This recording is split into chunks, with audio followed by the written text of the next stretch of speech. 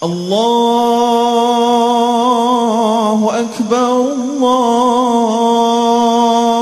Allahu Akbar, Allahu Akbar. La ilaha illallah, wallahu akbar. Saya dengan ini mengumumkan.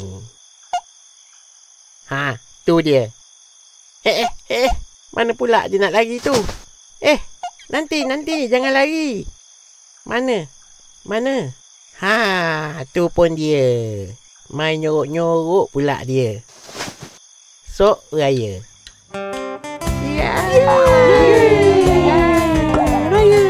Raya. Atok, sok raya. Iya ke? Yahoo. Kamu paling-palingkan lemang tu. Kejap lagi dah boleh angkat. Biar abah kacau dodol ni. Dah nak siap dah ni. Hai, seorang je. Nak ke mana tu? Malam-malam ni keluar sorang-sorang, boyfriend tak marah ke? Abah buat apa cakap sorang-sorang tu, bah? Abah tengah kacau dodol ni lah. Oh, biar saya join. Awak tahu tak apa beza awak dengan tudung periuk?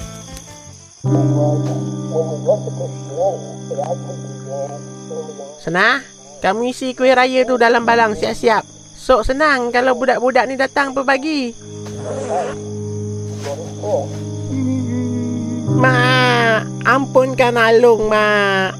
Alung tahu Alung memang bersalah dengan Mak. Dari kecil, aku kandungkan kau. Bela kau, Long.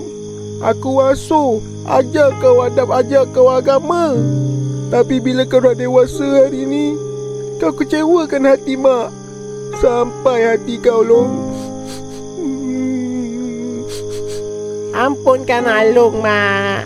Alung tak sengaja lambat pergi kedai tu.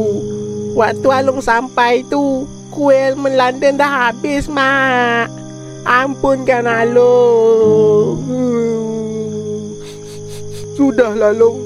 Tak dapat mak nak makan ilmu London raya tahun ni. Ada anak pun macam tak ada anak. So, kalau aku dah mati, kau nangislah kat kubur aku tu sambil pegang balang ilmu London kau tu. Ish. Ngapalah buat mak dia macam tu? Nak isi kuih apa dulu, yuk ni? Kuih ni mesti budak-budak suka ni. Kuih bahalul. Bahulu. Sedap. Budak-budak mesti suka. Tak sempat nak penuh balang kuih tu. Habis masuk perut kamu je senah, hoi.